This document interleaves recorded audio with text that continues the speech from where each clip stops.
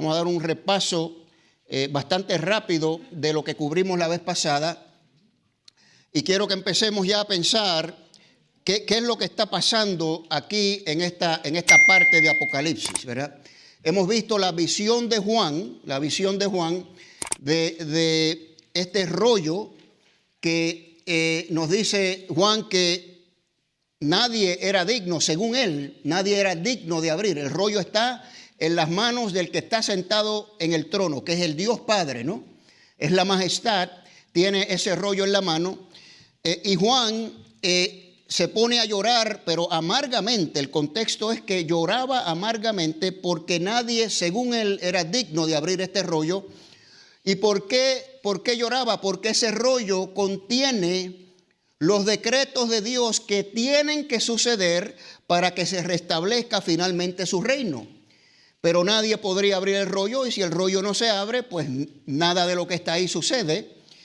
Pero vemos que uno de los ancianos, de los 24, pues le pone la mano a Juan y le dice: no llores, porque hay uno que es digno. ¿Quién es el digno, mis queridos hermanos? Por eso hemos cantado esta alabanza, ¿verdad? El cordero que venció, el cordero inmolado es digno, y Juan lo ve, y simplemente viene el cordero y toma del rollo, o toma el rollo de la mano de la majestad del Dios Padre sin pedir permiso. No tiene que pedirle permiso al Padre porque son uno, ¿ok? Entonces empiezan a abrir los sellos, y vimos la vez pasada los primeros 5 sellos que vamos a repasar rápidamente para seguir entonces adelante. Aquí tienen el primer sello. Es un caballo blanco que sale con un jinete que tiene un arco, un arquero, y lleva una corona. Recuerden que establecimos algo. Coronas y diademas son dos cosas distintas. La corona en griego es estéfanos, la diadema es diadema, así mismo se pronuncia y se escribe en griego. Y las diademas es para los reyes, ¿verdad? El Señor Jesucristo, vamos a ver más tarde en los capítulos posteriores, que lleva diadema. Y las coronas son símbolos de que alguien se la ha ganado, es una recompensa que esa persona se ha ganado, y lo identifica como quizás un rey, ¿verdad? O una persona de poder. Y este arquero lleva una corona, ¿no? Y dice que salió venciendo y para vencer. Este es el primer sello. Y vimos cómo las distintas escuelas de pensamiento lo interpretan. Y podemos armonizar, podemos tener estas dos interpretaciones sin ningún problema. Los preteristas, recuerden, pasado, ¿verdad? Creen que todo esto en Apocalipsis ya pasó, ¿verdad? Todo esto pasó. Ellos ven a este jinete como el conquistador que vino y conquistó a Jerusalén en el año 70. La guerra judeo-romana duró 7 años, como pueden ver ahí, ¿ok? Y ellos lo ven como ese evento, el comienzo de la guerra. El conquistador es el general Tito, hijo del emperador Vespasiano, que fue el que finalmente sitió a Jerusalén y la destruyó, y destruyó el templo y todas estas cosas. El futurismo pues ve esto como la aparición en escena de lo que llamamos y conocemos comúnmente como el anticristo. Ahora, quiero volver a recalcar, la palabra anticristo solamente aparece en el Evangelio de Juan, ¿okay? y en las cartas de Juan, ¿okay? Es el único lugar donde aparece el anticristo. Pablo le llama el inicuo, ¿okay? El hijo de perdición, ¿verdad? Tiene varios nombres. Y es una persona que vamos a ver cómo va a ir apareciendo en escena más tarde en Apocalipsis. Y Pablo lo menciona también en sus cartas en Tesalonicenses, ¿verdad? De hecho, Pablo dice que en cuanto al fin de los tiempos, no quiero, hermanos, que se preocupen por esto, porque nada va a suceder hasta que no aparezca este hombre. Y eso es una de las señales que Pablo nos dice y la Escritura nos dice que va a suceder. Bueno, pues este caballo blanco representa eso para el futurista. Y las dos se pueden armonizar, ¿ok? Como dije, vamos a hablar un poquito sobre esto hoy. Esta guerra judeo-romana, donde se destruyó el templo de Jerusalén, bueno, se destruyó la ciudad completa y fue un desastre. Yo siempre he dicho, fue como un botón de prueba, ¿verdad? Un evento que sí podemos decir que quizás Apocalipsis apunta en varios aspectos, pero viene algo más grande. Ese no es el fin. Se los voy a demostrar con la Escritura claramente, ¿ok? Pero sí podemos interpretarlo de esa manera. Y claro, ese evento futuro, cual esta guerra representa, ¿no? Pues es el futurismo, ¿no? Es la aparición del anticristo. Viene un conquistador, viene una persona que va a influenciar al mundo y va a tener poder tremendamente. Dice que se le va a dar una sede de gobierno. Va a ser un gobernante de una nación y que va a tener poder militar también y todas estas cosas, ¿no? Bueno, el segundo sello entonces es el caballo rojo y viene montado, el jinete que lo monta viene con una espada. La espada pues es símbolo de guerras, contiendas, inclusive en la Escritura usted lo puede ver fácilmente, especialmente en el Antiguo Testamento. A veces el mismo Señor dice, traigo mi espada contra esta nación, ¿verdad? Y es un símbolo de guerras, contiendas, conflictos en el Antiguo Testamento, y obviamente el color rojo es asociado con la sangre, ¿verdad? El tercer sello es un caballo negro que el jinete que lo monta lleva una balanza. Bueno, para la audiencia original aquí de Juan, ellos entendían esto perfectamente, una balanza, un instrumento donde se pesaban los alimentos, lo que se vendía. Bueno, ¿cuántas libras de carne asada quieres, no? Y la pensaban ahí, ¿no? Y se medían las distintas porciones. Y el punto aquí es que en este juicio, en esta época, va a haber impacto económico, va a haber escasez, va a haber inflación y todo tipo de cosas, ¿verdad?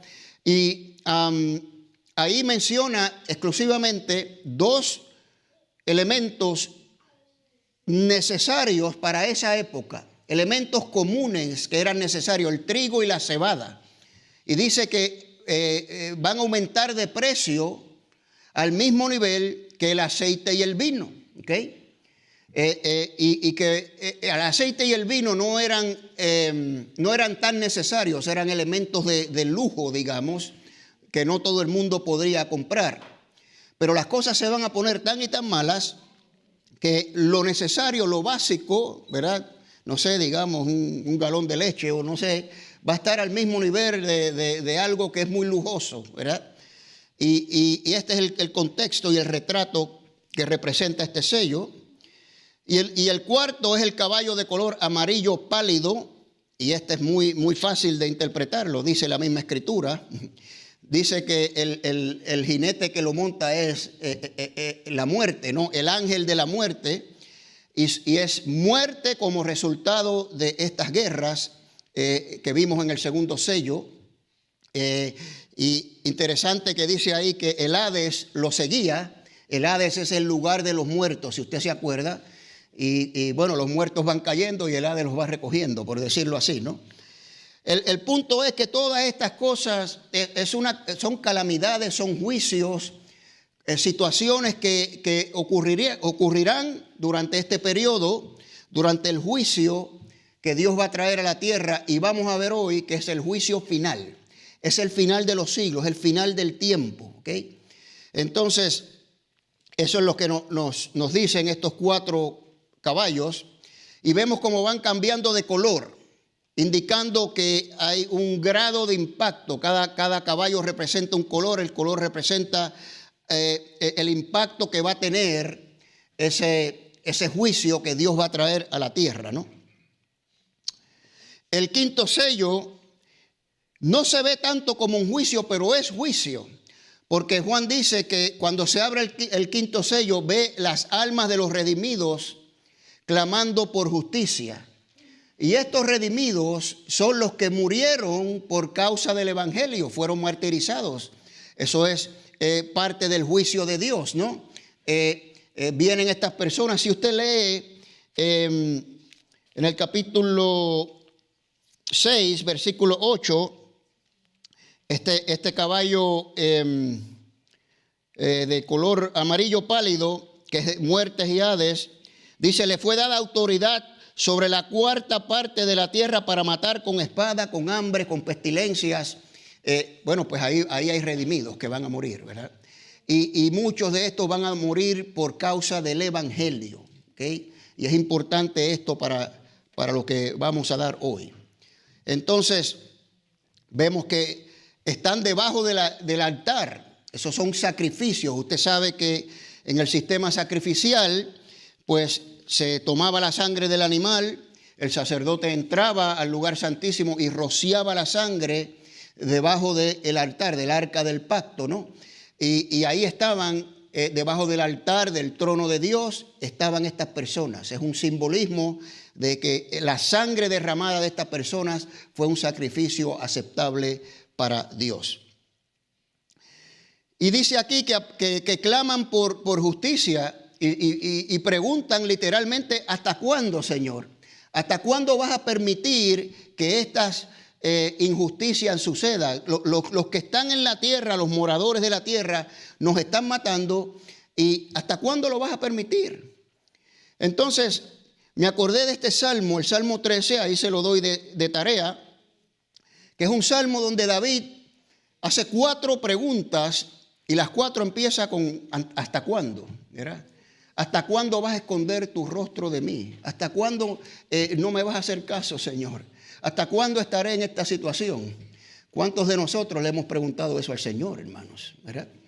Entonces, es similar esto. También tengo el Salmo 80, también que es un clamor del pueblo de Israel, ¿verdad? Jehová, Dios de los ejércitos, ¿hasta cuándo mostrarás tu indignación contra la oración de tu pueblo?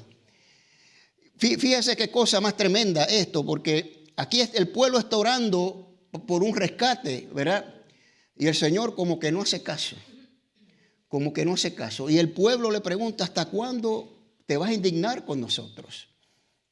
¿Cuándo me vas a responder? Y eso es precisamente lo que está haciendo estas personas. Señor, ¿hasta cuándo vas a permitir esto? ¿Verdad? Bueno, así que se vale preguntarle al Señor hasta cuándo, ¿ok?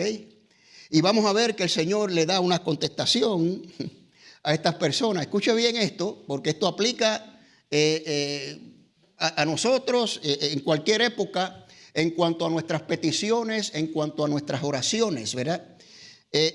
Se le informan a estas personas que tienen que esperar. Todavía no. Es en el tiempo del Señor. Así que usted puede preguntar hasta cuándo todo lo que usted quiera, ¿okay? Pero si no recibe contestación, pues tiene que esperar, porque es en el tiempo de Dios, ¿ok? Es un retrato claro aquí. Ahora, ¿qué es lo que tienen que esperar? Mire, esto es importante.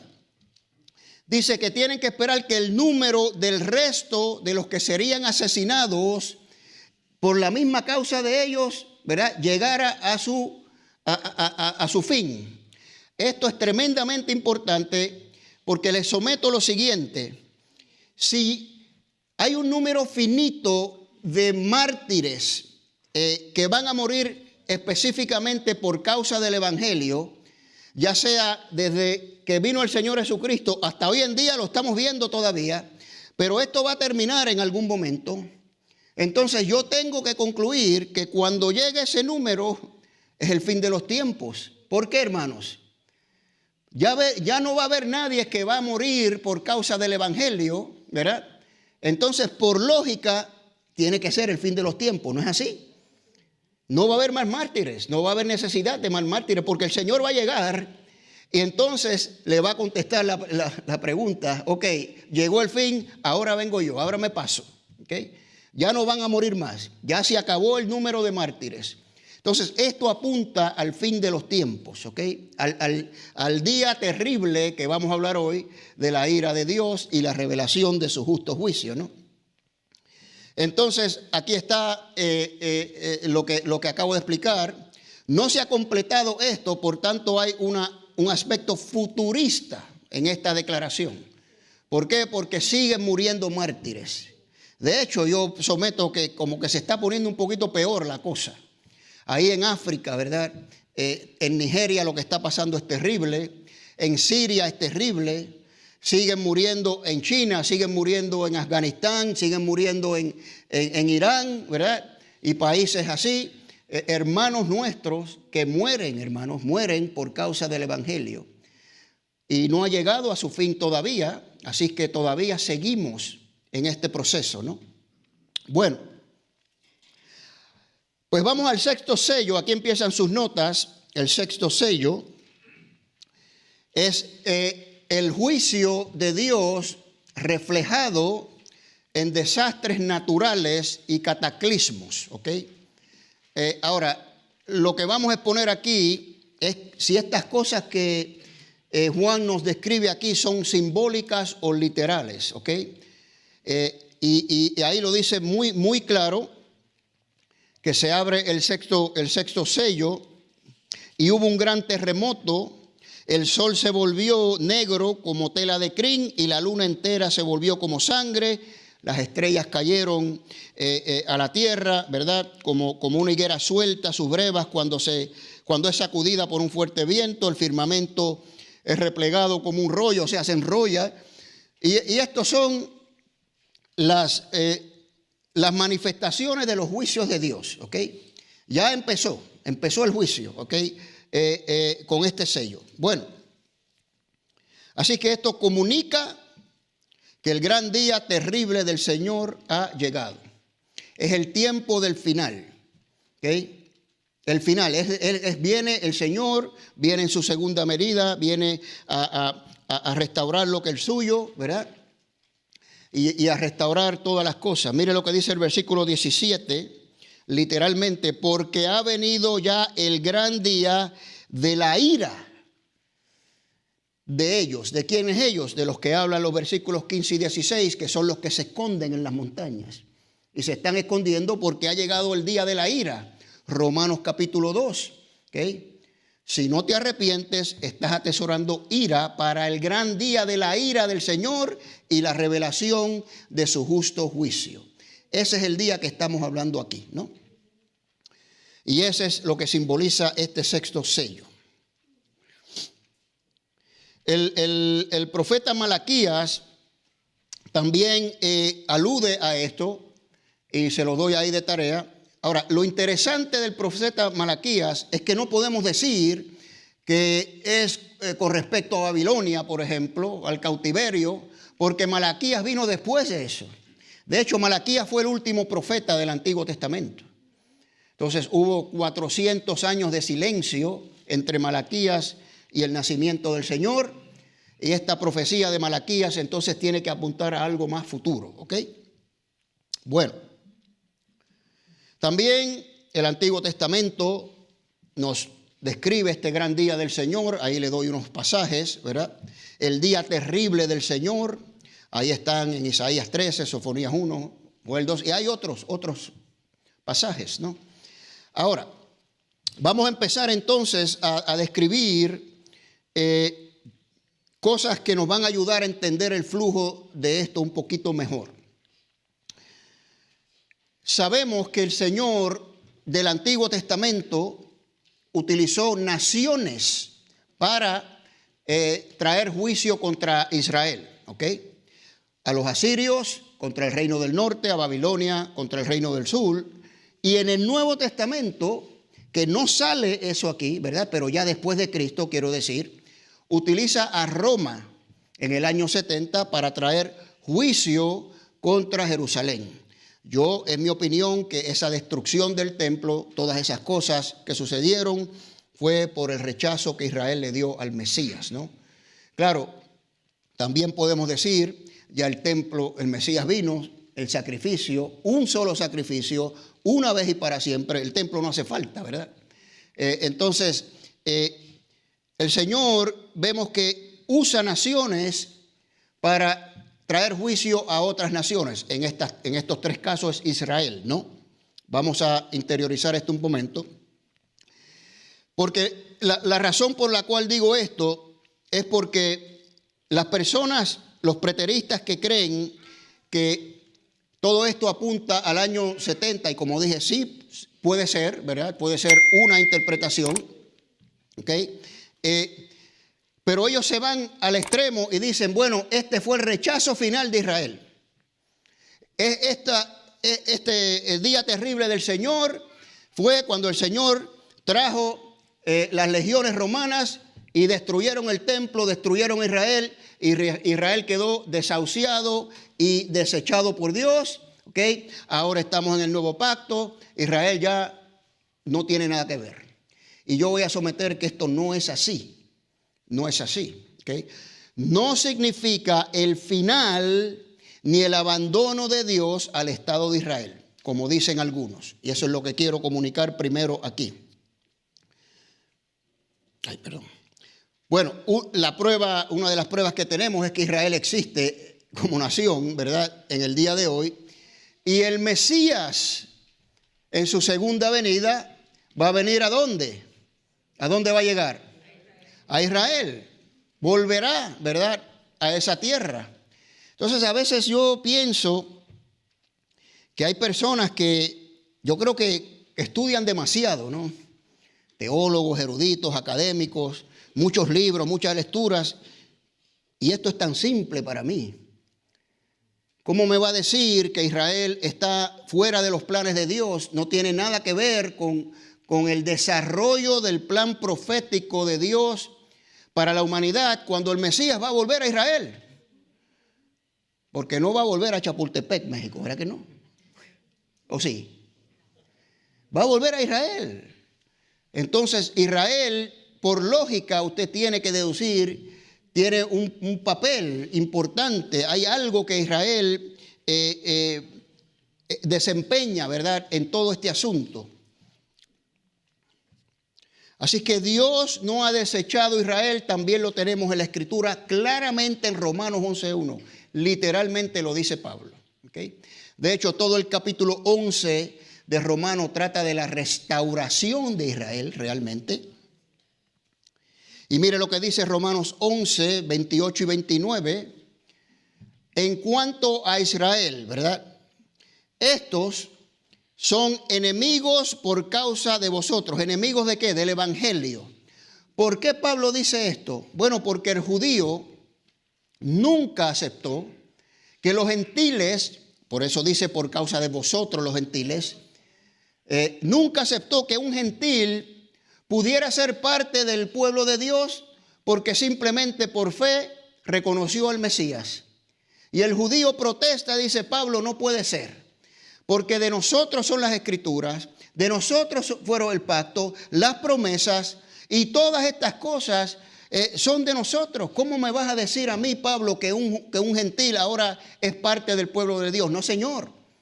Nosotros somos el pueblo de Dios. Y por eso Pablo dice, en cuanto al evangelio, son enemigos de vosotros. Ahora, pero en cuanto a la elección, sabemos que Dios eligió al pueblo de Israel, ¿verdad? Dice que son amados por causa de los padres. Entonces, ¿cómo me puede decir a mí una persona que el Señor no ama a Israel, que los desechó completamente? No, es que no cabe en ninguna lógica, ¿verdad? Y mire cómo cierra, porque irrevocables son los dones y el llamamiento de Dios. Dios llamó a Israel, le hizo un llamamiento y eso es irrevocable. Israel siempre va a estar envuelta de alguna manera u otra en los planes de Dios. Yo no digo que son los mejores, no digo que son los más buenos, no estoy diciendo eso. Lo que estoy diciendo es que Israel figura de una manera prominente en los planes proféticos, en el desarrollo de lo que resta del plan de Dios para la humanidad. ¿Ok? Y usted sabe que como va Israel, va el resto del mundo, ¿verdad? Eso lo vemos claramente. Ahora, continuando con estas señales, vamos a ver si son simbólicas o literales, ¿no? Dice que va a haber terremotos Esto está en el versículo 12, se abre el sexto sello y hubo un gran terremoto. Bueno, pues para mí terremoto es un terremoto. No sé, ¿verdad? Yo pienso en las personas que están leyendo esto en la época de Juan. Yo no pienso que ellos van a pensar en un símbolo. De seguro ellos han experimentado terremotos ya, ¿verdad? Pues un terremoto es un terremoto, ¿no? Y yo creo que eso es lo que va a suceder. Y siempre en la Escritura vemos que están asociados con el final de los tiempos, ¿no? Así que esto es una señal. Ahora, hemos tenido terremotos desde Jesucristo hasta el día de hoy y siguen habiendo terremotos en distintos lugares. Pero yo creo que lo que va a suceder aquí es que se va a ir intensificando la frecuencia de estos y la magnitud también, la magnitud. Van a causar mucho daño y mucho desastre, ¿no? Bueno, ahí le doy unos pasajes de referencia en Zacarías 14, Ezequiel 38, también habla sobre terremotos en los tiempos finales, ¿no? Después habla de oscuridad. Nos describe que el sol se volvió negro como tela de crin y la luna entera como sangre. Es decir, no van a brillar, el sol no va a brillar ni la luna va a brillar. Ahora, estos yo los tomo como simbólicos y literales al mismo tiempo, lo voy a explicar, ¿ok? En el versículo 12 nos describe esto y es como parte del juicio del final de los tiempos, ¿ok? Vamos a ver en el Antiguo Testamento que se usa exactamente el mismo lenguaje cuando Dios trae juicio definitivo sobre una nación, ¿ok? Acuérdense que le expliqué que el Señor usa una nación para destruir a otra, y se usa el mismo lenguaje. En ese sentido, someto que son simbólicos. Por ejemplo,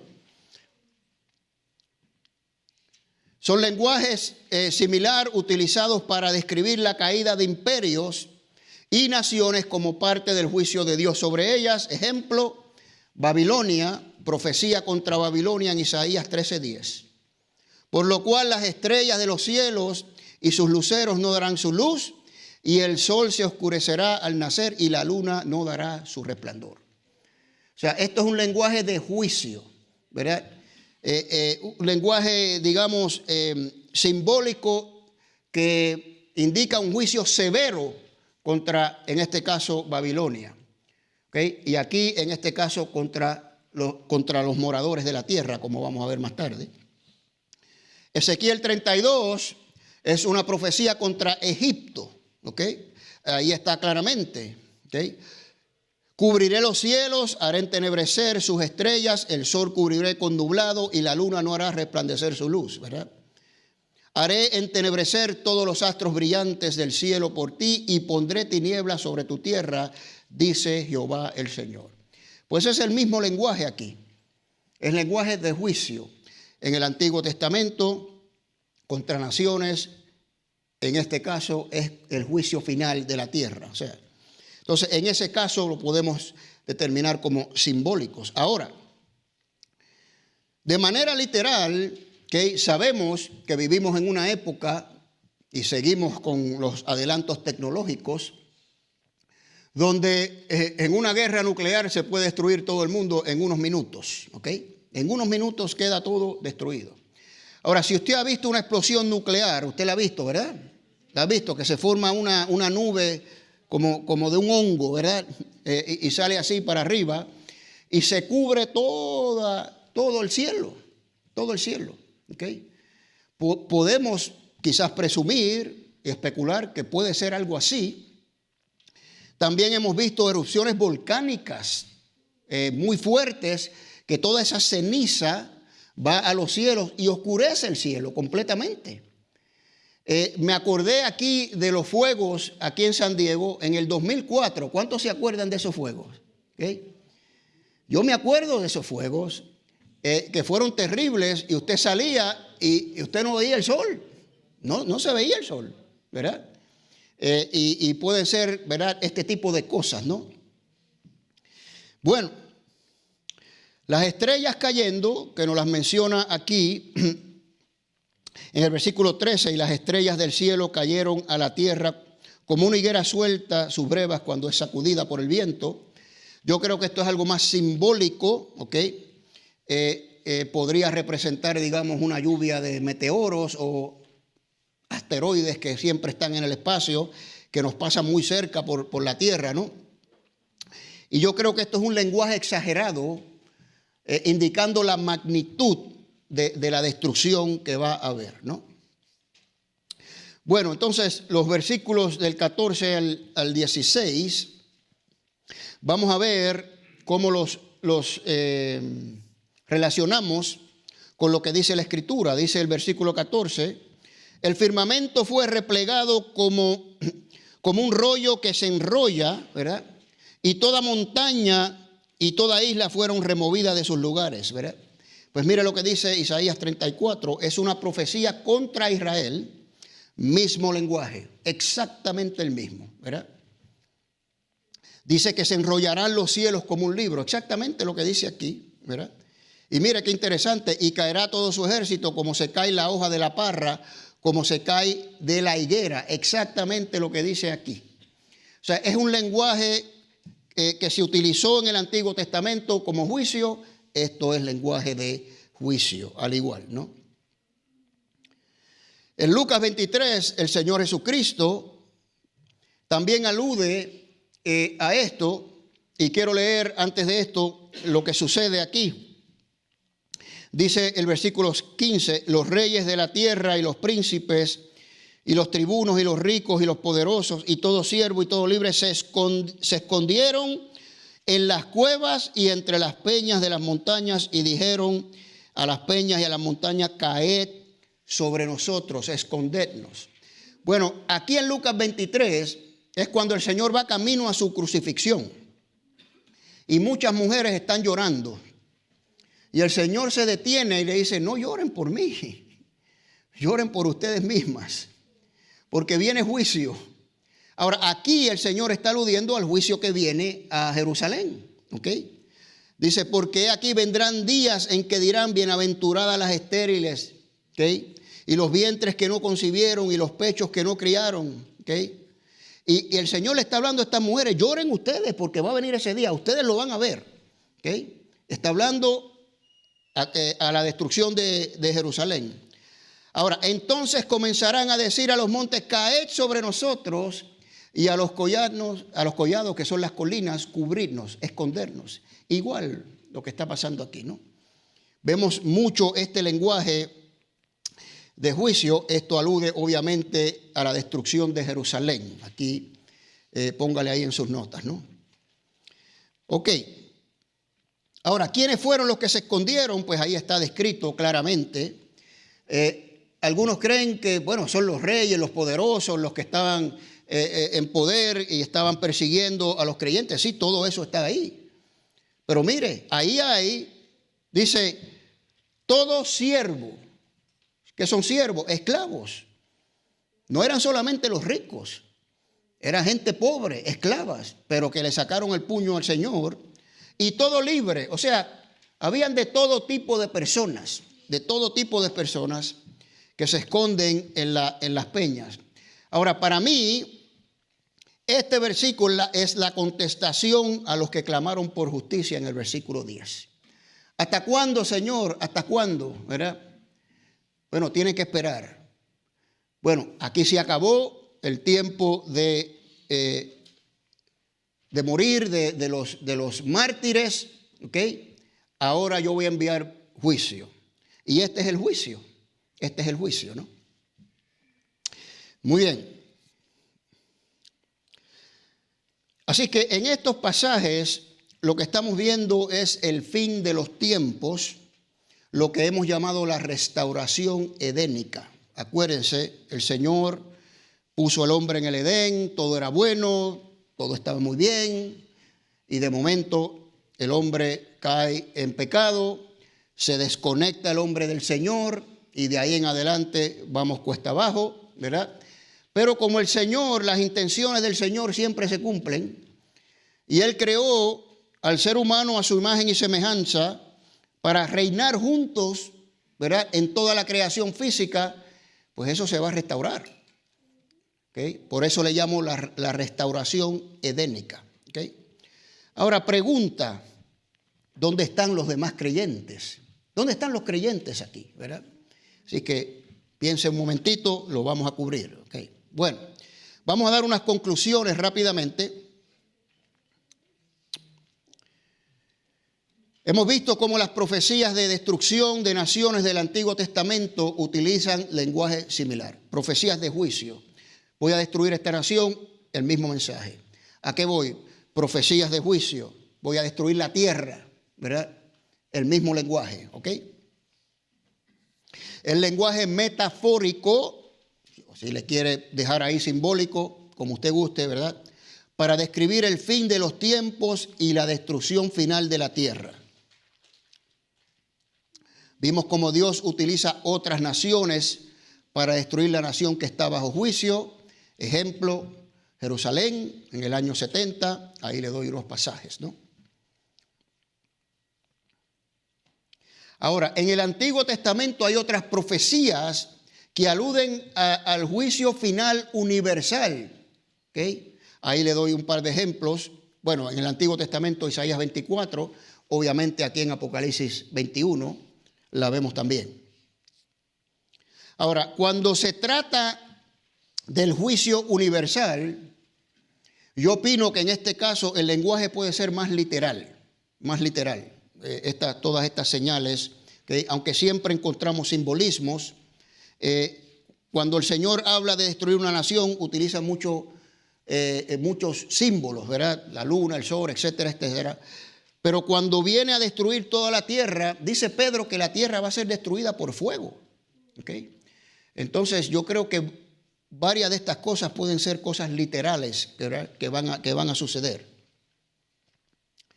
Bueno, de todas maneras, estos pasajes describen el juicio final de Dios contra naciones, es decir, no contra naciones, perdón, contra los pecadores, contra la tierra entera. ¿Okay? Y son los pecadores no arrepentidos que le sacan el puño a Dios, que no tienen que ver nada con Dios y bueno, persiguieron a los mártires, los mataron, etcétera, etcétera. Y viene el juicio de Dios final. ¿Okay? Bueno, entonces, con este trasfondo podemos pasar al capítulo 7 y vamos a identificar quiénes son los sellados, ¿verdad? Los sellados, y presten atención por la cronología de esto, ¿ok? El orden. Dice Juan, versículo 1, después de esto, ¿ok? Después de esto, escuche bien esto, no establece un orden cronológico de eventos. No quiere decir que esto que Juan va a describir sucede después de todo este juicio. ¿Ok? No es eso lo que quiere decir. Lo que quiere decir es un orden cronológico de visiones, no de eventos. Después de esta visión vi esta otra visión. ¿Ok? Y eso lo vimos en el capítulo 4, versículo 1. Después de estas cosas miré. ¿Después de qué cosa? Bueno, después de la visión que tuvo Juan de las cartas a las 7 iglesias, vino otra visión. Así que es importante entender la cronología aquí. No es cronología de eventos, sino de visiones, ¿ok?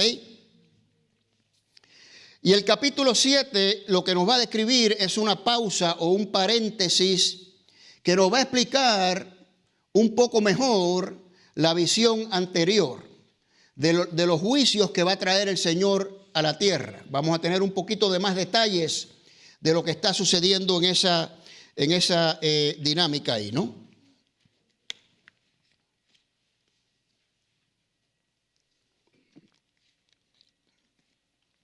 El capítulo 7 entonces nos da un trasfondo por medio del cual podemos entender el capítulo 6 un poco mejor. Bueno, cuando Juan dice después de esto vi, noten el número 4, por favor, 4 ángeles, ¿verdad? Sobre los 4 ángulos de la tierra, ¿ok? Y 4 vientos, ¿verdad? Deteniendo los 4 vientos. El número 4 figura ahí prominentemente, ¿no? Bueno, vamos a ver qué son estas cosas, primero que nada. Bueno, los ángeles, pues son ángeles. Son mensajeros que dice Juan aquí, son enviados para detener los cuatro vientos. ¿Okay? Eso es literal. Ángeles son enviados para detener los cuatro vientos. Ahora, yo quiero que usted piense que esto está ocurriendo en el mundo espiritual. ¿Ok? Está ocurriendo en el mundo espiritual. Nosotros no vemos nada de esto. Lo que vemos son señales aquí. Lo que sucede en el mundo espiritual, ¿verdad?, se refleja en el mundo natural. ¿Ok? Y Juan nos está describiendo las cosas espirituales que van a suceder, que van a dar paso a todo este asunto. ¿Ok? Entonces, son ángeles que son enviados con una misión, a detener a los cuatro vientos. Los cuatro ángulos, pues también es muy fácil de interpretar. Obviamente se refiere a los cuatro puntos cardinales de la tierra, norte, sur, este y oeste. Y significa que estos cuatro ángeles pues cubren toda la tierra.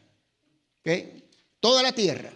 Están deteniendo los cuatro vientos que van a hacer juicio sobre la tierra, que es lo que vamos a ver en estos momentos.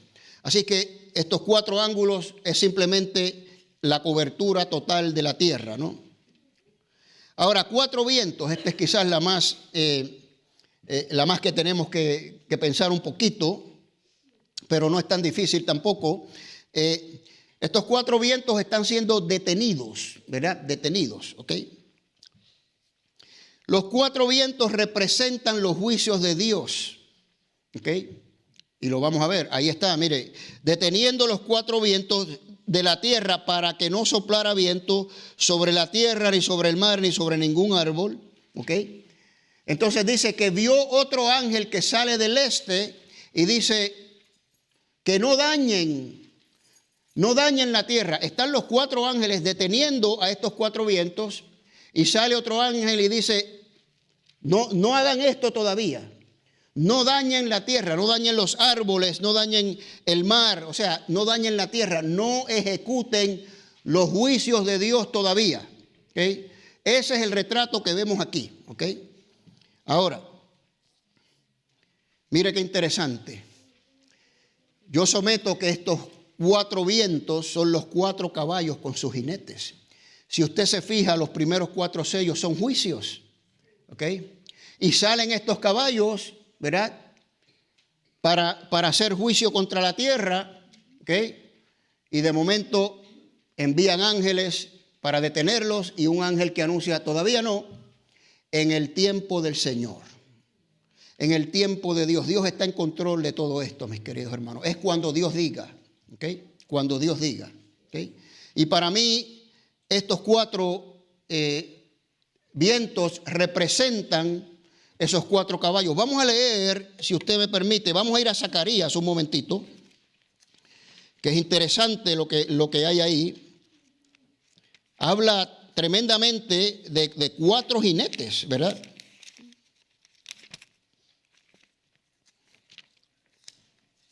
¿Zacarías qué? 6.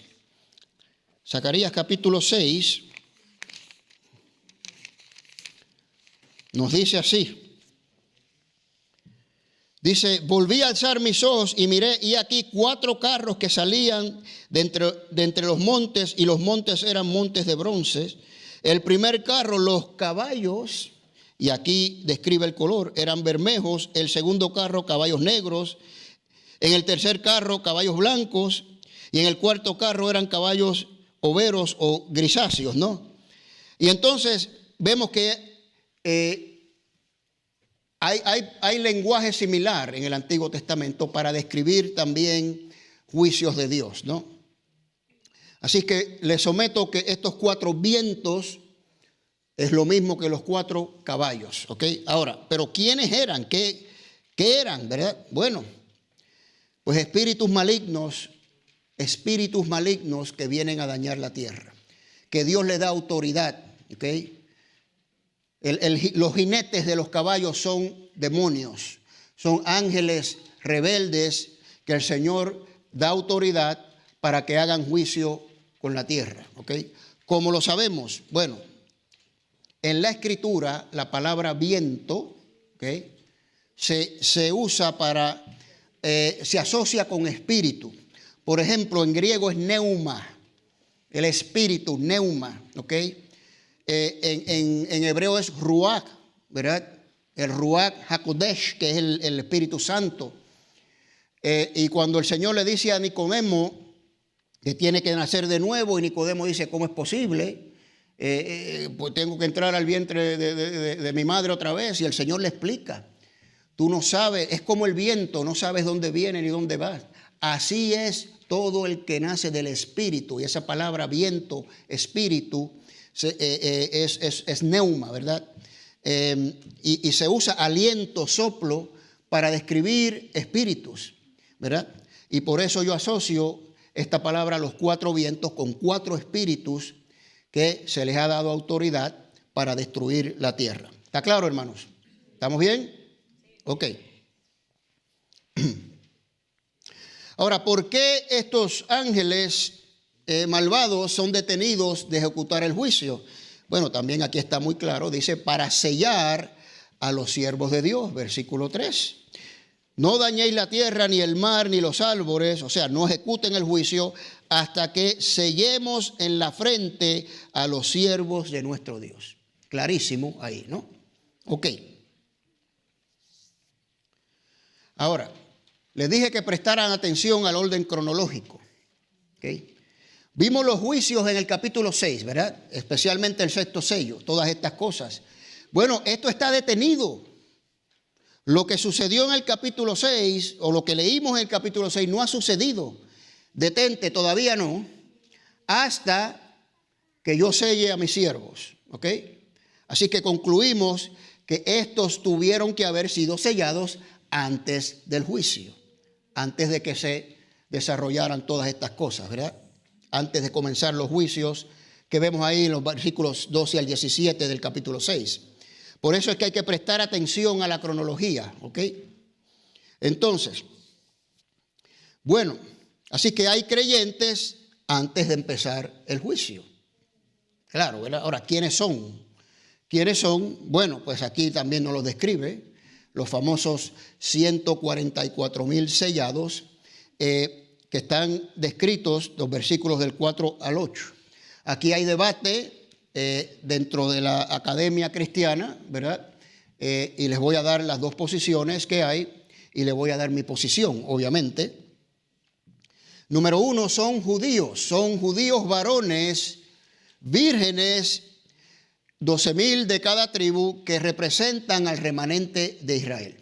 Usted va al capítulo 14, ahí los describe también, y cuando lleguemos allá, pues los daremos. Pero dice que son vírgenes que no han tocado mujer, ¿verdad? Y están en estos momentos, están en la tierra. Cuando lleguemos al capítulo 14, ya van a estar con el Señor, ¿ok? Pero bueno, así que esa es una interpretación. Son judíos, vírgenes, 12,000 de cada tribu, son israelitas, ¿no?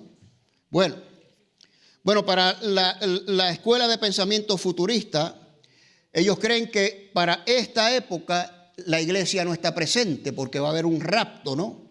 Esto ocurre después del rapto, por eso dicen, mira, ve, son judíos, ya no quedan creyentes. Entonces, lo que usted ve aquí, lo vimos en el capítulo 6 y lo vamos a ver aquí, estos que están vestidos de ropas blancas no son judíos, son de toda lengua y de toda nación. Ya la iglesia está allá y no queda nadie aquí, solamente Israel, ¿ok? Ese es el pensamiento futurista, ¿no? Yo no me apego a eso para nada, pero bueno, si usted lo cree, está bien, sea feliz, no hay problema. Ahora, el preterista dice que no son exactamente 144,000, que es un número simbólico de los creyentes en Jerusalén antes de la destrucción en el año 70. Entonces, ellos dicen, bueno, vino el juicio contra Jerusalén, pero antes de eso, estos creyentes huyeron, ¿verdad? Huyeron, y hay unos historiadores de la época, como Flavio Josefo, que dicen que sí, que hubo creyentes de la iglesia que huyeron, o no sé si fue Flavio o otra persona, que huyeron y se establecieron más allá del Jordán, ¿ok? Entonces ellos dicen, eso es lo que está sucediendo aquí. Bueno, la segunda interpretación es que estos representan, no son judíos nada más, representan, es un número representativo de todos los creyentes, de todos los creyentes, de todos los redimidos en la tierra. ¿Ok? Bueno, esas son las dos interpretaciones básicas. Ahora yo les voy a dar la mía, ¿verdad? Y empezamos con esta frase que aparece aquí en el versículo 4. Primero, dice Juan, y oí el número. ¿Lo dice ahí o no lo dice ahí? Oí el número. Bueno, si Juan oyó el número exacto, pues yo tengo que concluir que son 144,000. O sea, póngase usted en los zapatos de una persona que esté leyendo esto ahí en el primer siglo y diga, bueno, Juan oyó el número y eran 144,000. ¿Usted cree que va a interpretar que eso es un símbolo? ¿Ok? Para mí que no. Si el Espíritu Santo le reveló a Juan ese número, pues ese es el número. Yo no creo que tengamos que ir más allá, mis queridos hermanos. Como dije, a veces estas personas estudian demasiado, en mi opinión. Y los libros le nublan el entendimiento, no sé, ¿verdad? Yo lo veo aquí tan claro, son 144,000. Yo oí el número y ese es el número, ¿ok? Bueno, así que es el número exacto de personas, ¿ok? Someto entonces que no puede ser simbólico este número, ¿ok? Ahora, ¿quiénes eran? Pues ahí lo describe, eran judíos, 12,000 de cada tribu. Muy claro están los versículos de 4 al 8. ¿Ok? ¿Por qué lo digo? Porque en los versículos del 9 al 12, Juan va a describir otro número incontable, dice, incontable de personas, y lo describe de toda tribu, nación, lenguas que están delante del trono, no están en la tierra. Dice, después de esto, versículo 9, miré y aquí una gran multitud, la cual nadie podía contar, de toda nación, tribus, pueblos y lenguas, que estaban en pie delante del trono y delante del Cordero, vestidos de ropas blancas. Así que hay una distinción clara entre estas personas y los 144,000. ¿Verdad? Ok, aquí lo pongo, ¿verdad? Es una distinción entre estos y los 144. Y dice 144,000, dice, después de esto, otra cronología de visiones, ¿verdad? De visiones, no de eventos. Tenían ropas blancas, sabemos quiénes son los de las ropas blancas, ¿verdad? Ya lo sabemos, ¿verdad? Los redimidos del Señor, ahí le doy los pasajes, están en sus notas, si usted quiere revisarlo más tarde, ¿no? Estas personas que están ahí entonces están clamando, pero esta vez en alabanza. Yo someto que son los mismos que clamaron por justicia. Ahora están ahí clamando por alabanza. Están alabando al Señor. Una alabanza extraordinaria, ¿verdad? Dice, claman a gran voz diciendo, atribúyese la salvación a nuestro Dios que está sentado en el trono y al Cordero. Y tan pronto dicen eso, notamos algo que ya dimos en los capítulos 4 y 5. ¿Se acuerdan cuando los ancianos decían algo, se movían o lo que sea? ¿Qué pasaba? Todo el mundo se postraba. Y es precisamente lo que sucede aquí. Estas personas claman al Señor en alabanza y dice, todos los ángeles, los seres vivientes que están todavía ahí, los ancianos que ya los cubrimos, se postran ante el trono. Otro retrato de adoración en el trono celestial.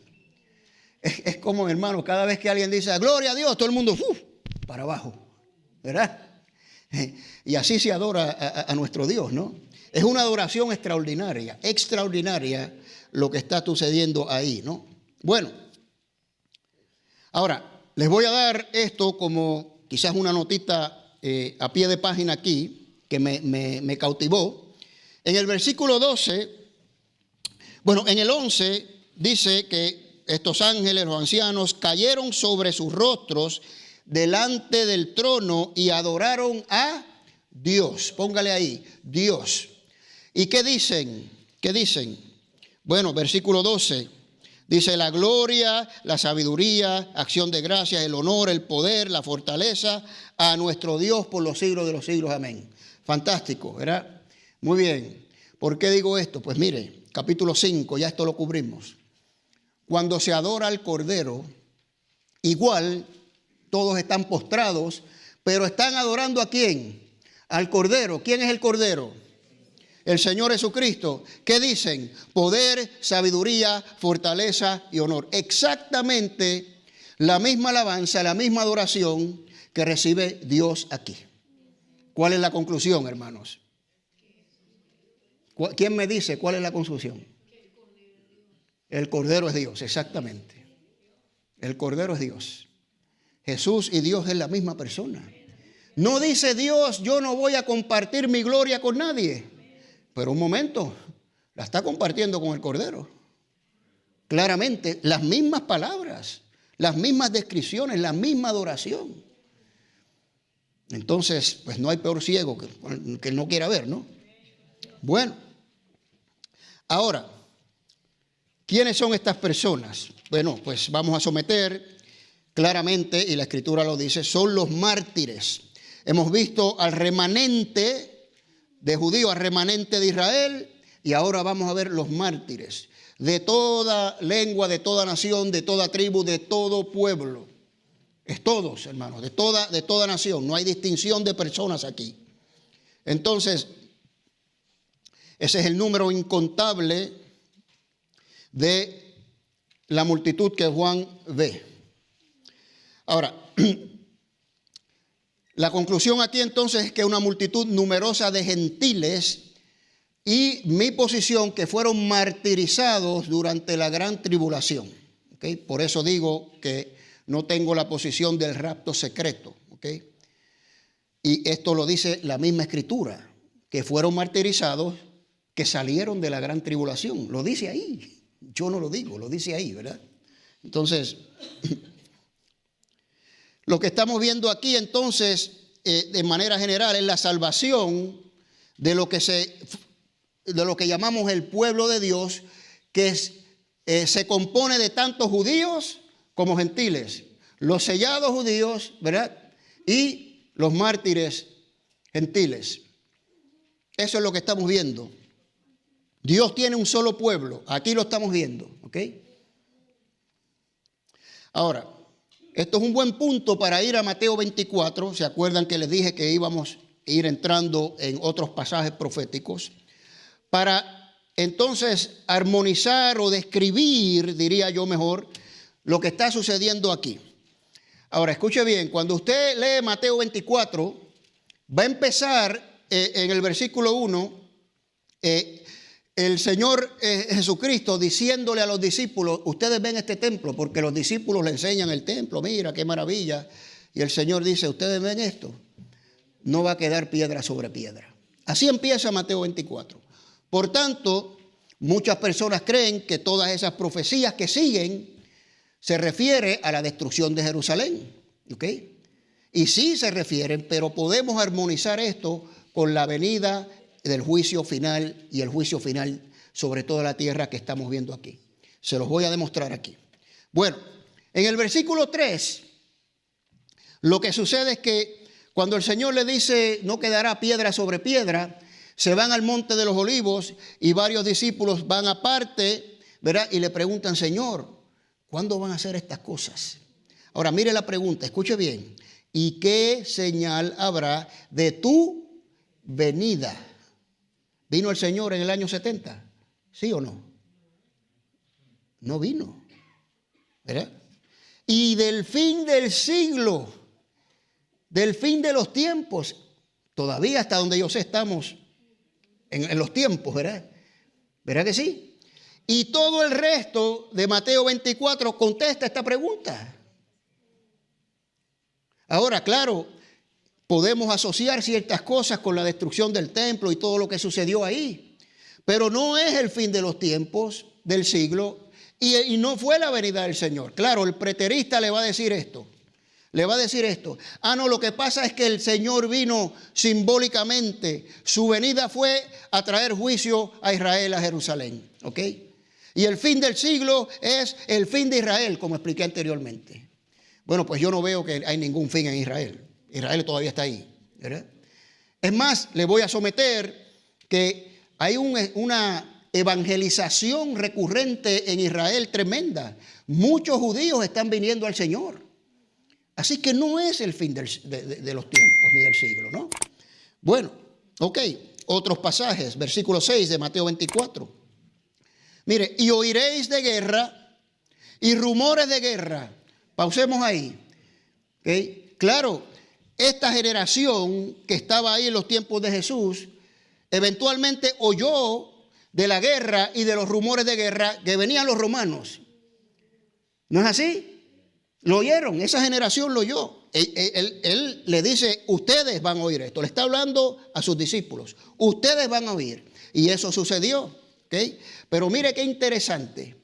Pero aunque eso suceda, no os turbéis, porque es necesario que todo esto acontezca. ¿Qué es todo esto? La destrucción del templo, el fin del sistema sacrificial. Hay un nuevo pacto. Ahora el Señor abre las puertas para todas las naciones. Es necesario que eso suceda.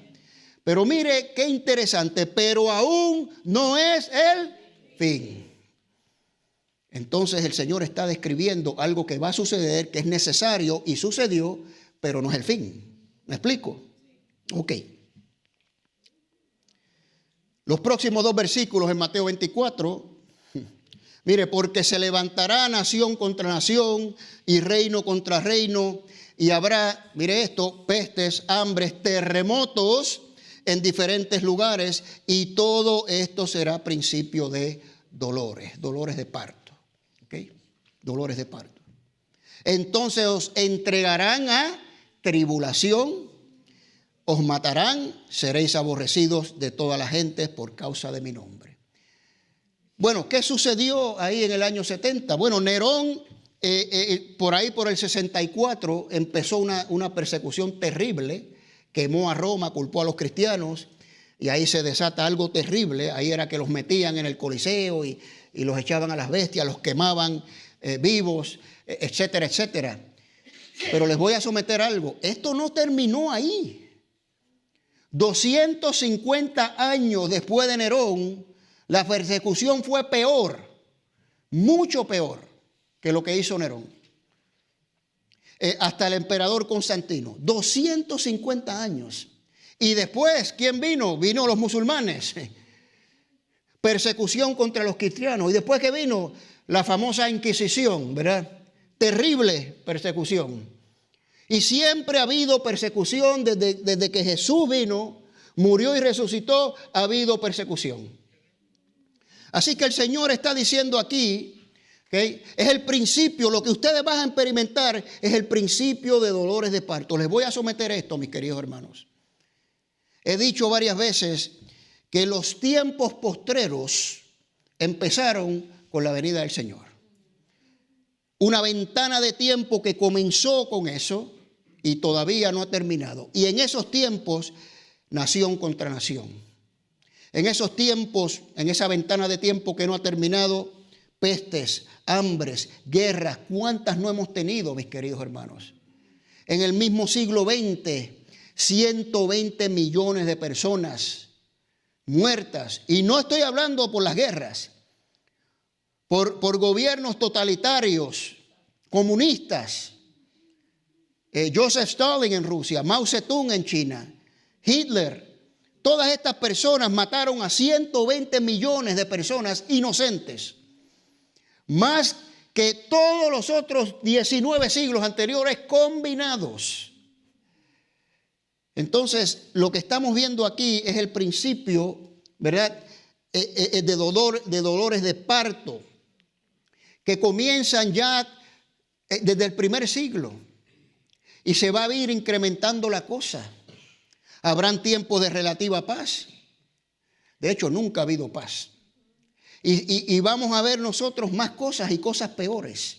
Cosas peores, ¿verdad? Entonces, claro, persecución, los matarán. Lo que está sucediendo en nuestros hermanos es terrible. Y esto no va a parar hasta que el Señor diga, se acabó. ya no van a matar más porque yo voy a venir. Y cuando el Señor, así como ladrón en la noche, ¡pum! ¡Pum! No va a haber más mártires, ¿ok? Por el Evangelio. Y es lo que estamos viendo aquí.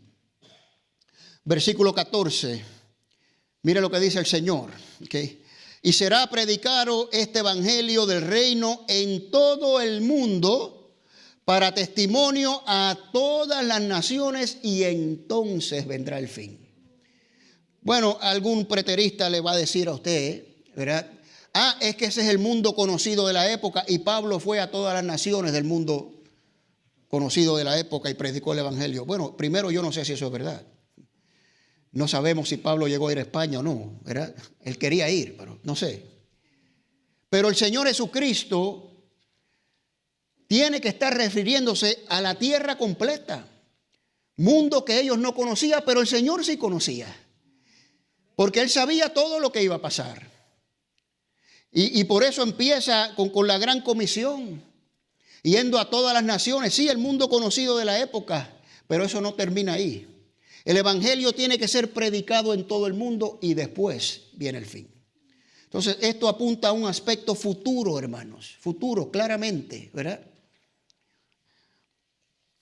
Y claro, al final tenemos, porque habrá entonces gran tribulación, escuche bien, cual no la ha habido desde el principio del mundo, desde la creación hasta ahora, ni la habrá. Bueno, claro, el año 70 fue terrible, una guerra terrible, pero dígame usted si no ha habido tribulación peores que esa. ¿Okay?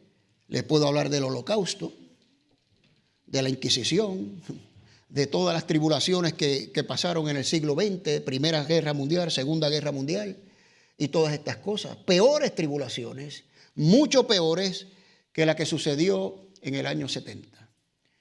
Entonces, como dije, esto es algo progresivo, algo continuo. Son señales que se están repitiendo a través de la historia y se van a ir intensificando más y más.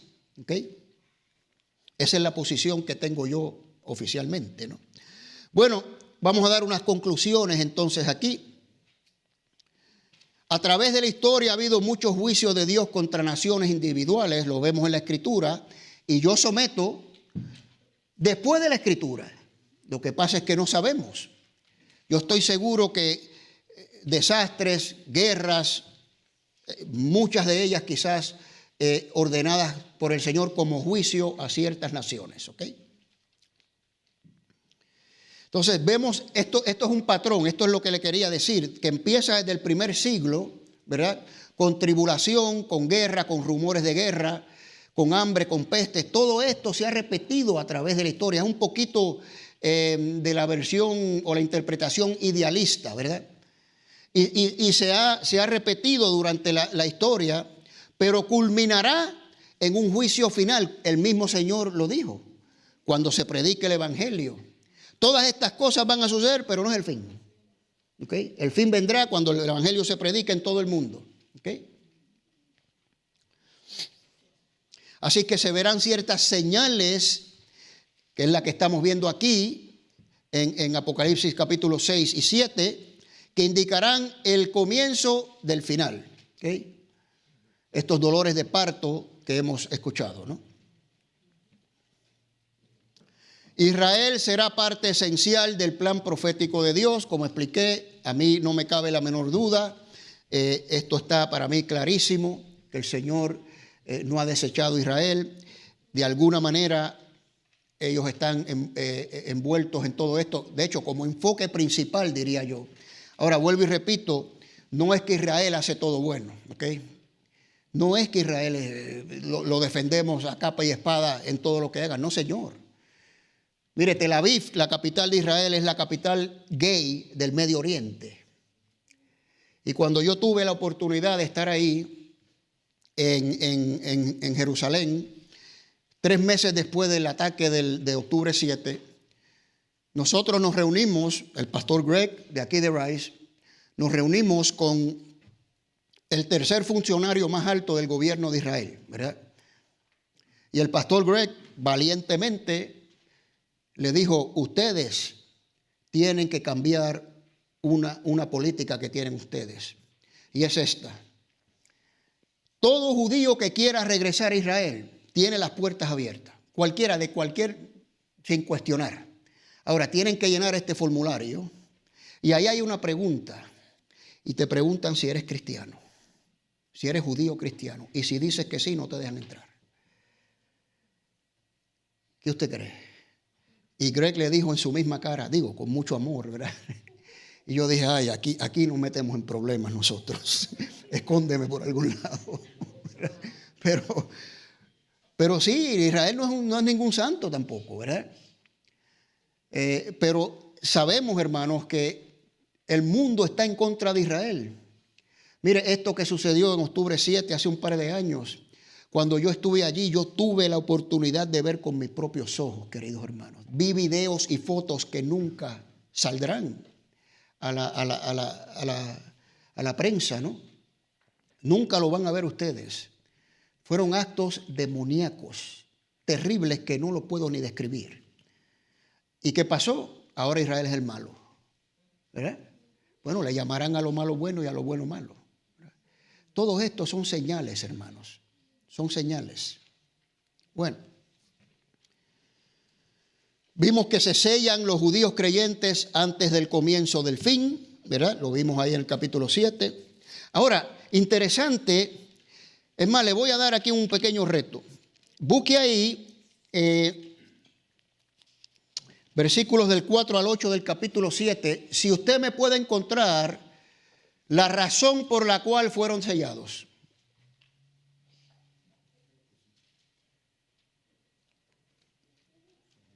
A ver, dice que van a ser sellados, ¿verdad? Pero dice por qué razón.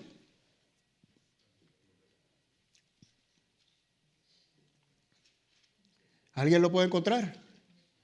No lo va a encontrar porque no lo dice. Ese era el reto. No lo dice, no dice la razón, mis queridos hermanos, ¿verdad? Entonces, ok. Y la pregunta es, pues, ¿para qué fueron sellados? ¿Alguien tiene una opinión, por favor? Yo, en mi opinión, ¿verdad? Ajá, sí, opinión. Yo también tengo opinión. Soy una bebé la más chiquita, pero eso me vino a la mente. Pues usando la lógica por el plan de Dios. ¿Por el plan de Dios? ¿En qué sentido? Pues que vengan a la vida eterna, ¿no? Ok, bueno, ya son creyentes, ya tienen la vida eterna. Pero vienen estos juicios y ellos son sellados. ¿Okay? Ellos están en la tierra y dicen, detente, no empiece los juicios, séllamelos primero. Librados de la muerte. Exactamente. ¿Y usted qué cree? ¿Alguien levantó la mano por ahí? ¿Tú? Ajá. Yo pensé que era, pues, no sé, para predicar después de la tribulación. Eso es otra razón. Muy bien. ¿Quién más? ¿Para qué eso que son sellados como protección? Como protección. Sellados para... Ok. Para ser protegidos. Ok, vamos a investigar eso un poquito. ¿Qué significa protección? ¿Alguien más tiene una opinión antes de seguir? Ok, bueno, yo someto la mía, va a la par con lo que dijo Gaby y la hermana Leticia. Y la protección, yo voy a someter que tiene un contexto. La protección es esta, en mi opinión. Los sellaron para librarlos de la muerte. Van a pasar por la tribulación, ¿ok? Pero están protegidos, ¿ok? Ahora, esto lo vemos en Éxodo 12. ¿Qué pasó en Éxodo 12? La Pascua, ¿se acuerdan? Igual, es el mismo concepto. Mire, pongan la sangre en los dinteles de la puerta y el ángel de la muerte pasará sobre ustedes. Fueron protegidos, ¿ok? Ahora, le voy a dar de tarea a Ezequiel 9. Ahí hay un pasaje donde el Señor le profetiza o le dice a Ezequiel, mira, yo voy a enviar 6 ángeles a destruir a Jerusalén. Ezequiel está en Babilonia, todavía está Israel, pero viene la destrucción total de Nabucodonosor. Y el Señor le dice a Ezequiel, voy a enviar 6 ángeles, ¿okay? Pero voy a enviar a 2 ángeles para que me marquen a los que se han mantenido fieles, que no han doblado rodilla a Baal, por decirlo así, ¿verdad? que lloran y se lamentan del estado espiritual en que está Israel y todavía son fieles a mí. A eso los voy a marcar. ¿Okay? Ahora, ¿vino la invasión o no vino la invasión? Claro que vino la invasión. ¿Pasaron esos que marcaron por la invasión? Sí, pasaron por la invasión. ¿Verdad? Entonces, ¿a qué voy? No dice que no sufrirían durante la tribulación. Yo pienso que no van a morir, morirán después, lo vamos a ver en el capítulo 14, ya están con el Señor. ¿Okay? Pero no dicen que no iban a sufrir, ¿okay?, durante la tribulación, no lo dice ahí. ¿Okay? Y yo creo que esta marca, cualquiera que sea, tampoco dice qué marca, dice que es en la frente. Yo creo que es para fortalecerlos durante este tiempo, ¿verdad? Que perseveren durante este tiempo, ¿okay? Que no se den por vencidos. Por ahí alguien dijo para predicar el evangelio. Claro que sí, ¿verdad? Y aunque estén sufriendo, mantenerse firmes. Y esto es una aplicación tremenda para nosotros, como vamos a ver aquí al final en unos minutos. ¿Okay? Bueno, lo otro es que vemos muchos gentiles que serán martirizados durante la gran tribulación. Como dije, está en la Escritura. Lo dice aquí, mire. Cuando Juan ve esta multitud y empiezan a alabar al Señor y todas estas cosas, dice, entonces uno de los ancianos tomó la palabra y me preguntó, ¿quiénes son y de dónde vienen estos vestidos con ropas blancas? Los gentiles, ¿verdad? Y le he dicho, Señor mío, tú lo sabes. Me dijo, estos son los que salen fuera de la gran tribulación. Así que van a pasar por la gran tribulación. Ahora, el futurista que cree en el rapto secreto dice, no, es que va a haber gente durante la gran tribulación que va a ser salva, ¿verdad? Esa es su contestación. Bueno, eso no es lo que dice aquí. Pero si usted le quiere añadir eso, está bien, sea feliz. ¿Okay? Dice que salen de la tribulación, ¿no? Entonces van a haber gentiles martirizados durante este periodo. Recuerden, es el juicio final de los tiempos. Y estas personas se identificarán por su perseverancia en medio de los sufrimientos durante esta tribulación final, ¿no? Así que los mártires son los que perseveraron a esta gran tribulación. Y aquí vuelvo y recalco, me apego un poco más al concepto idealista. Muchas tribulaciones, muchas guerras recurrentes a través de la historia que empezaron desde el tiempo del Señor hasta hoy en día, ¿verdad? Creyentes martirizados y todas estas cosas. Dígame. ¿Perdón? ¿Quién les va a sellar? ¿Quién los va a sellar? Sí. Bueno, vamos a ver, dice aquí,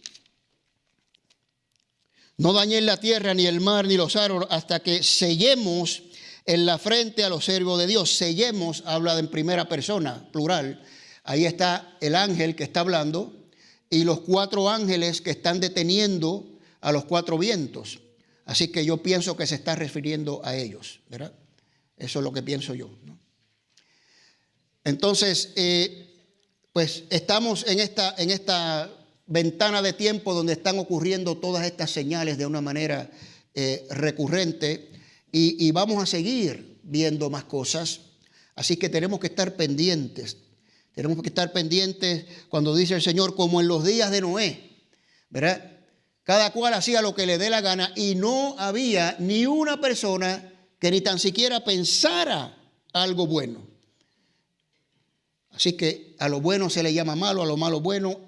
Estamos viendo, estamos corriendo hacia ese modelo social, ¿no? Otra cosa que yo veo es que el mundo está más homogéneo, es decir, se ve más como uno, socialmente, culturalmente, se predica mucho la igualdad, ¿no es así? Entonces ya no va a haber no está tan fragmentado el mundo. Y cuando eso sucede, pues la humanidad se va a ver como una y eventualmente yo creo que va a haber una rebeldía contra Dios tremenda, ¿verdad? Y vamos caminando, vemos ya que eso está sucediendo. Así que pendiente a estas señales, ¿verdad? Estos mártires están delante del trono de Dios. Dice que le sirven de día y de noche. Y aquí algo hermoso, mis queridos hermanos. Dice ahí que Dios extenderá su tabernáculo sobre ellos. Tremendo. Tremendo, ¿verdad? Dios, donde habita Dios, van a habitar ellos. Eso es lo que está. Lo va a incluir en su tabernáculo. ¿Por qué? Porque su sangre fue como un sacrificio agradable para el Señor, ¿no? Dice que serán pastoreados por el Cordero, el buen pastor, ahí en Juan 10, y toda lágrima de sus ojos será enjugada y serán guiados a fuentes de agua viva. Literalmente lo dice ahí. En Juan capítulo 4 dice, el que tenga sed, venga. Yo soy la fuente de agua viva. Y de su interior correrán ríos de agua viva. Entonces este es el buen pastor que describe la Escritura, que nos lleva a aguas de reposo, a pastos verdes, ¿verdad? Por senderos de justicia, por amor a su nombre.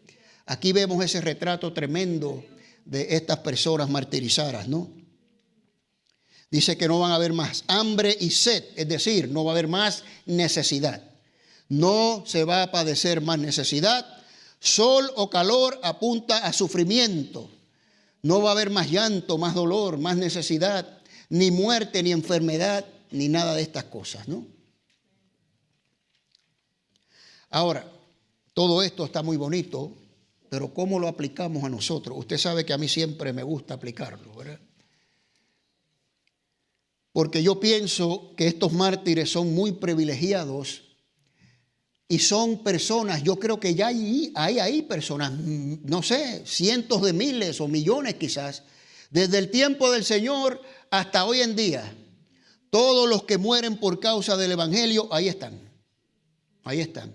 Pero nosotros aquí estamos comoditos. ¿Verdad que sí? No padecemos este tipo de persecución. Entonces, quizás no hay esperanza para nosotros de estar ahí, ¿verdad? En ese lugar. Estaremos en otro lugar, en el paraíso, ¿verdad? No sé. Pero quizás no seamos martirizados por causa del Evangelio. ¿Y cómo lo aplicamos? Bueno, pues les voy a explicar lo que el Señor puso en mi corazón aquí. Para concluir, hermanos, aunque no seamos mártires, debemos perseverar. Debemos perseverar ante todo reto, todo sufrimiento, toda enfermedad, toda circunstancia adversa que nos sobrevenga. Debemos perseverar ante el rechazo, la burla que venga sobre nosotros por causa del Evangelio, la aislación. Dice el Señor, yo no vine a traer paz a la tierra, sino espada. ¿Okay? El padre contra su hijo, la hija contra su madre, la nuera contra su suegra, y los enemigos del hombre serán los de su propia casa. Esa es nuestra persecución. Nuestra persecución es la enfermedad. Nuestra persecución son los retos, los sufrimientos, las pruebas que nos sobrevienen. Quizás no seamos mártires, ¿verdad? Pero estamos padeciendo, hermanos. Muchos de nosotros padecemos. Y el retrato que nos pinta aquí Apocalipsis para nosotros es perseverar. Perseverar como perseveraron estos mártires, a pesar de lo terrible, del terrible sufrimiento que sufrieron, ¿no? Cerramos con estos pasajes como lección para nosotros. En Marcos 13:13 dice, y el hermano entregará la muerte al hermano y el padre al hijo, y se levantarán los hijos contra los padres y los matarán.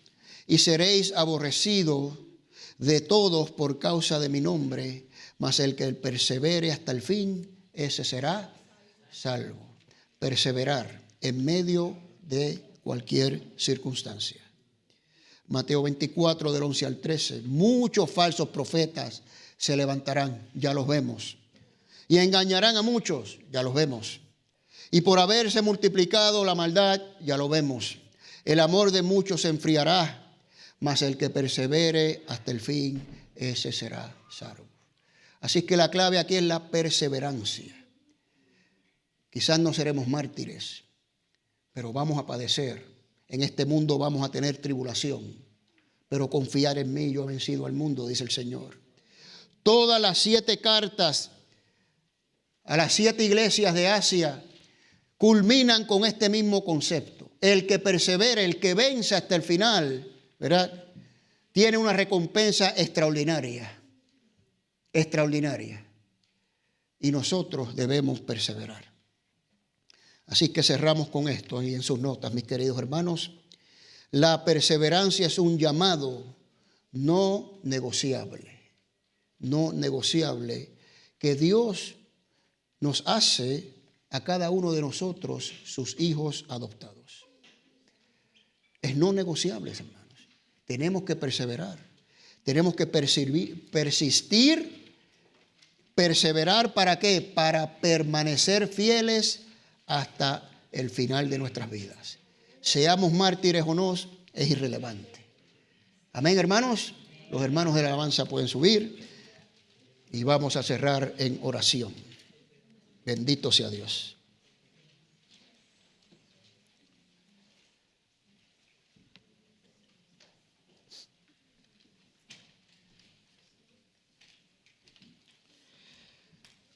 Vamos a inclinar nuestros rostros.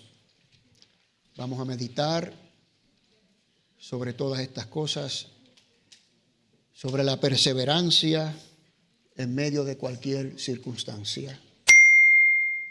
Y el ejemplo que tenemos de estos mártires que son héroes de la fe. Y así como nos dice el mismo libro de Hebreos, esta nube de testigos que han ido delante de nosotros, debemos nosotros imitarlos a ellos. Amén. Bendito Padre Celestial y soberano Dios, Señor. Gracias por la revelación que nos has impartido hoy por medio de tu palabra. Los juicios que vendrán sobre la tierra por medio de tu mandato, Señor. Porque tu justicia es perfecta. Ayúdanos, Señor, a estar pendientes a estas señales. Ayúdanos, Señor, a ocuparnos, Señor, de nuestra salvación con temor y temblor, a permanecer, a persistir, a perseverar en todo tipo de circunstancias que tú permitas en nuestras vidas. Y si algún día, Señor, padecemos persecución, danos la fortaleza para no huir, Señor, sino enfrentarla con valentía, con valor, con fe y con esperanza, como hicieron nuestros hermanos que nos antecedieron, Señor. Y si no, Señor, pedimos también la misma valentía y la misma perseverancia para predicar tu evangelio en todo momento, en todo lugar, Señor. Aunque suframos rechazos, aislación de nuestra misma familia, Señor. Ayúdanos a ser luz y sal para el mundo y predicar tu evangelio y cumplir con tu gran comisión. Gracias, Señor Jesucristo. Lo pedimos, Señor, con fe, lo añoramos, lo queremos, Señor. Queremos ser empoderados con tu Espíritu Santo para llevar a cabo esta misión, independiente de nuestras circunstancias externas, Señor. Y así te daremos la gloria y la honra. Y en el nombre de Jesús hemos orado y todos decimos amén, mis queridos hermanos. Vamos.